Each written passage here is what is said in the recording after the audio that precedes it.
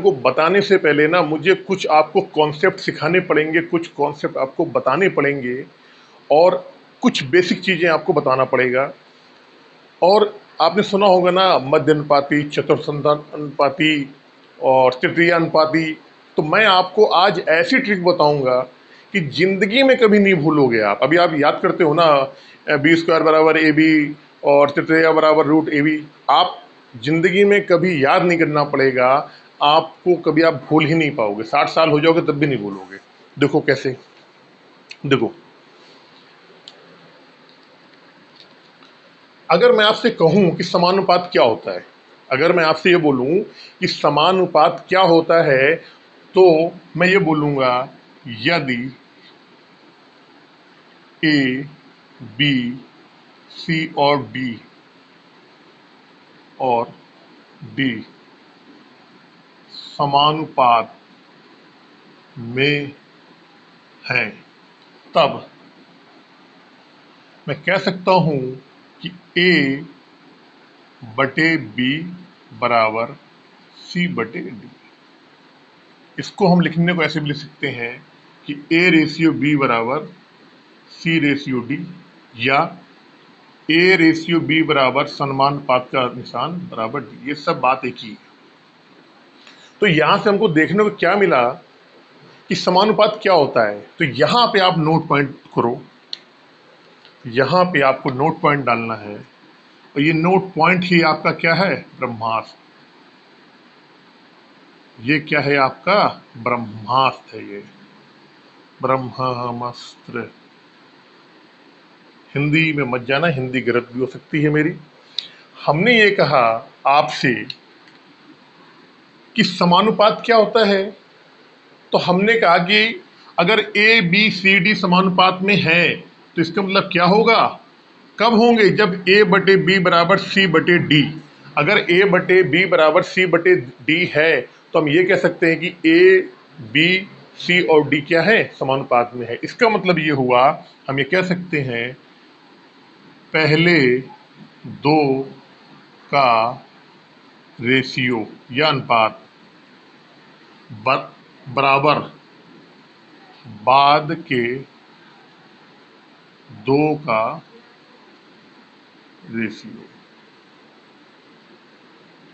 अब ये बात जो आदमी समझ जाएगा, ये चीज जो आदमी समझ जाएगा, पहले दो का रेशियो बराबर बाद के दो का रेशियो, यही जो है, यही इस समानुपात का मेन चीज है। जो आदमी ये समझ गया उसको कोई चीज भी याद नहीं करनी पड़ेगी, वो केवल अपना दिमाग लगाएगा और हर चीज तुरंत निकाल लेगा।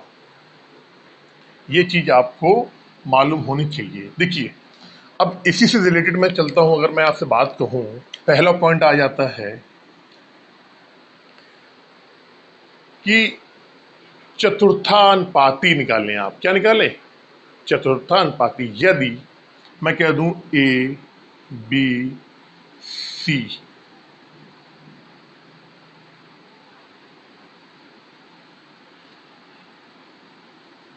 तो चतुर्थानुपाती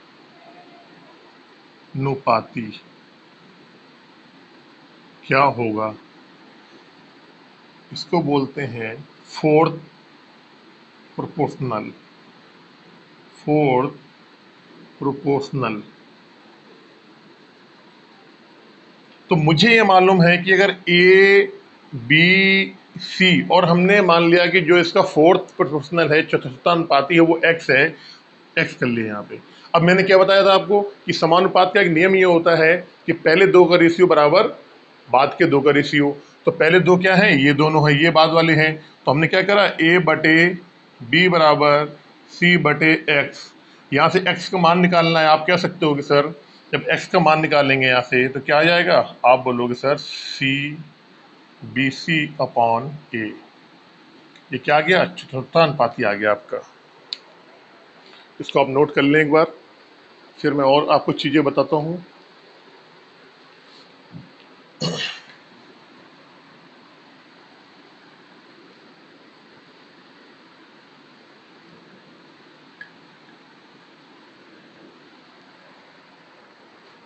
number 2, third proportional, third proportional यानी तृतीय अनुपाती। क्या होता है? तृतीय अनुपाती।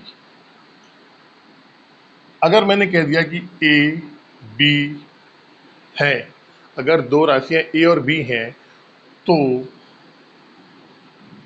इनका तृतीय अनुपाती क्या होगा? तो आपने बोला कि सर ए और बी है, हमने तीसरा मान लिया, क्या मान लिया? एक्स मान लिया, तीसरा हो गया। अब मैंने आपको बोला है कि समानुपात का नियम यही होता है, पहले दो का रेशियो बराबर लास्ट का दो रेशियो।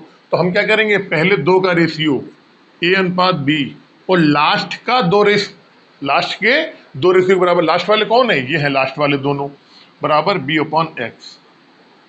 यहां से हमने x को माना है तृतीय अनुपाती, हमने माना है थर्ड प्रोपोर्शनल माना है हमने। तो x का हमें मान निकालना है पहले दो का रेशियो, पहले दो का रेशियो a और b का रेशियो बराबर लास्ट के दो का रेशियो। लास्ट क्या है? b अनुपात a। इसको लिखने को आप ऐसे भी लिख सकते हो, पहले दो का रेशियो a और b बराबर लास्ट के दो, लास्ट वाला कौन है? b और x। इसको जब आप सॉल्व करोगे यहाँ पे ऐसे आएगा, और x का अगर यहाँ से मान निकालना है तो आप कह सकते हो कि सर b अपॉन a। ये क्या हो गया आपका? ये हो गया आपका तीसरा तृतीय अनुपाती हो गया। क्या हो गया? तृतीय अनुपाती हो गया। अब अगर मैं यहीं पे आपको एक चीज और बताना चाहूं, अब मैं कह दूं कि यहां मैं निकालूंगा मध्य अनुपाती, मध्यानुपाती।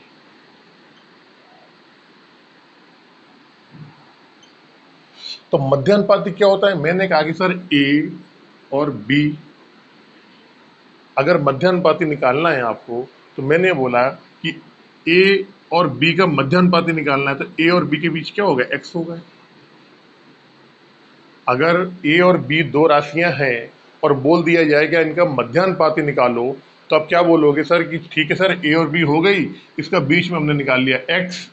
अब हमें एक्स की वैल्यू निकालनी है तो वही फंडा निकालना है, पहले दो का रेशियो बराबर बाद का दो का रेशियो, पहले इन दोनों का रेशियो ले लो। तो आप कह दोगे सर ए रेशियो एक्स बराबर बाद के दो का रेशियो एक्स रेशियो बी। अब यहाँ से अगर एक्स का मान निकालोगे आप तो इन दोनों गुणा हो जाएगा, बराबर उसके आएगा, तो एक्स स्क्वायर बराबर क्या आ जाएगा? ए बी आ जाएगा। तो एक्स का मान क्या आएगा? Under root A B. आप कह सकते हो अगर ए और बी दो राशियां हैं, इनका मध्यानुपाती निकाला जाएगा तो उन दोनों का गुणा होगा, अंडर रूट आ जाएगा। ए और बी अगर दो राशियां हैं, उनका तृतीय अनुपाती निकालना है तो बी स्क्वायर अपॉन ए आ जाएगा। इस तरीके से आपको फार्मूला याद करने की जरूरत नहीं है, क्योंकि तृतीय पूछा गया था तो यहाँ पे एक्स क्या हुआ? तीसरे नंबर पे आ गया। यहाँ पहले वाले में चतुर्था पूछा गया था तो एक्स कितने पे आया था? चौथे नंबर पे आया था। यहाँ पे मध्य पूछा है तो एक्स क्या आएगा? इन दोनों के बीच में आ जाएगा। तो क्या याद करना है? पहले दो का रेशियो बराबर लास्ट के दो का रेशियो। अब चलते हैं अपने क्वेश्चन की तरफ। एक चीज और बता दूं मैं आपको, कई जगह लिखा रहता है, मैं बता देता हूं आपको। अगर बात करेगा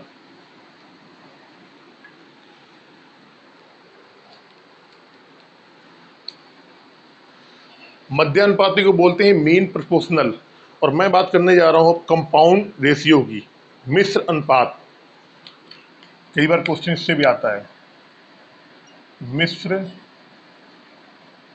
अनुपात, इसको बोलते हैं कंपाउंड रेशियो। अगर मैं कह दूं कि ए अनुपात बी और सी अनुपात डी है तो इनका कंपाउंड रेशियो क्या होगा? रेशियो क्या होगा? अगर दो अनुपात दे रखे हैं ए अनुपात बी और दूसरा अनुपात दिया है सी अनुपात डी, तो इन दोनों का मिश्र अनुपात यानी कंपाउंड रेशियो क्या होगा? तो आप कह सकते हो कि सर ऐसा करो, ए अपॉन बी और दूसरा है सी अपॉन डी, तो पहले का पहले से, बाद वाले का बाद वाले में से, यानी कि ए इंटू सी अपॉन बी इंटू डी, यही क्या हो जाएगा? ए सी अपॉन बी डी, यही आपका हो जाएगा मिश्र अनुपात या कंपाउंड रेशियो। अगर यहाँ पे 3 दे दिया जाए, आपको बोल दिया जाए कि सर पहला है ए और बी, दूसरा है सी और डी, और तीसरा जो है आपका वो है ई अनुपात एफ। अब इनका निकालो, आप क्या निकालो, मिश्र अनुपात, मिश्र अनुपात। तो मैंने क्या बोला कि पहले का पहले से, बाद वाले का बाद वाले में से गुणा। कैसे, ए का सी में, सी का ई में, बी का डी में, डी का एफ में। तो आप कह सकते हो sir A C E upon B D F, ये आपका अनुपात हो जाएगा। या इसको ऐसे लिख लो, ए सी एफ अनुपात बी डी एफ।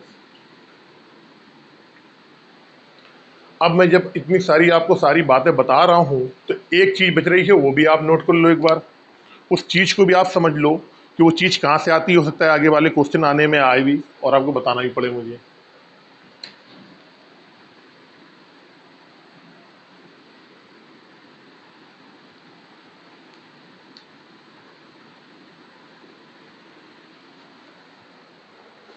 अभी मैंने आपको बताया था कि समानुपात क्या होता है। अगर ए बी सी और डी है, ए बी सी डी समानुपात में है, इसका मतलब ये हुआ कि ए बटे बी बराबर सी बटे डी होगा।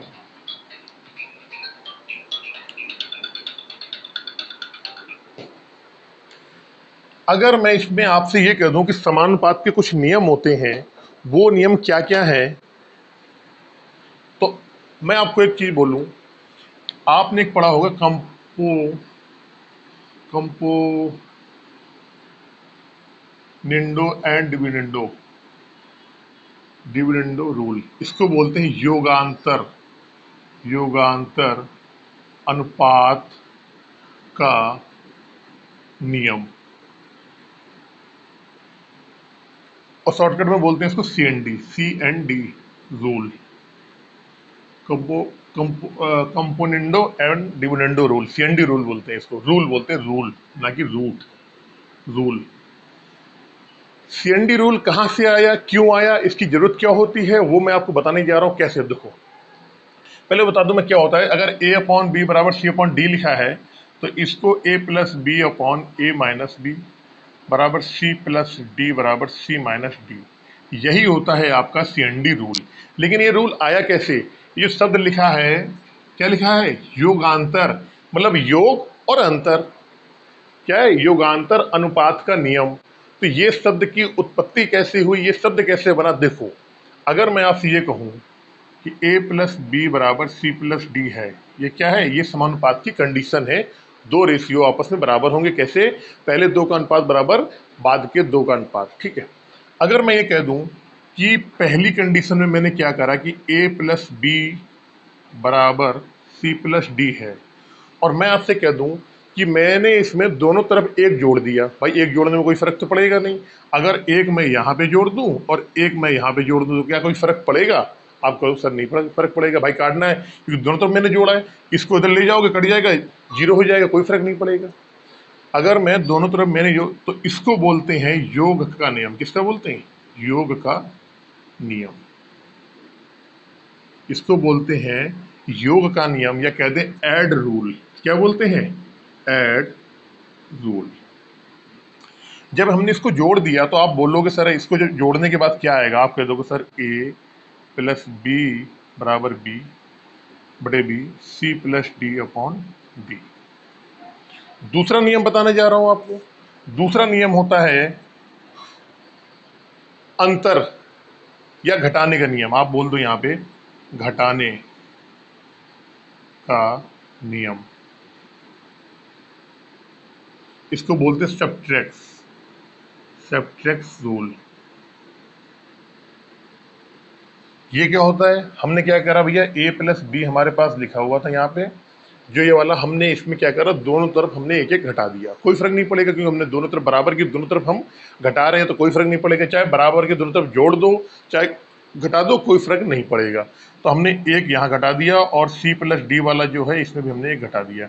जब इसको आप सॉल्व करोगे आप, तो आप क्या दोगे सर, यहाँ आ जाएगा ए माइनस बी बटे बी, और यहाँ आ जाएगा सी माइनस डी बटे डी। अब योग का नियम और घटाने का नियम या अंतर का नियम कह दो आप। जब इन दोनों को हमने मिलाया तो हमारी ये दो चीज़ें आई निकल के। अगर मैं कहूँ कि मैं इस वाले में से इसको भाग दे दूँ, अगर इस वाले में से इसको भाग दे दूँ, तो आप कहोगे सर कि भाग देने के बाद तो ये तो CND रूल बन गया। कैसे? इस वाले में से इसको मैंने भाग दिया तो आप कह दोगे सर a प्लस बी बटे a माइनस बी बराबर c प्लस डी माइनस सी माइनस डी आ गया।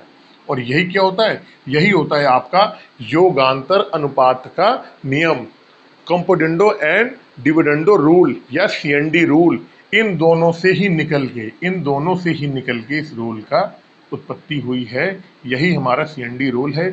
CND रूल का बहुत उपयोग होता है। बड़ी से बड़ी कैलकुलेशन को छोटा करने के लिए हम CND रूल का इस्तेमाल रेशियो और प्रोपोर्शन चैप्टर में इस्तेमाल करते हैं। इसके अलावा भी कई जगह लगता है। किस तरीके से आया, कैसे आया, मैंने आपको बता दिया। हमारा ये जो समानुपात की जो कंडीशन होती है, हमने क्या करा, इसमें दोनों तरफ एक बार एक जोड़ दिया, दूसरी वाली कंडीशन में एक घटा दिया। ये दोनों कंडीशन ज़्यादा यूज़ नहीं होती हैं।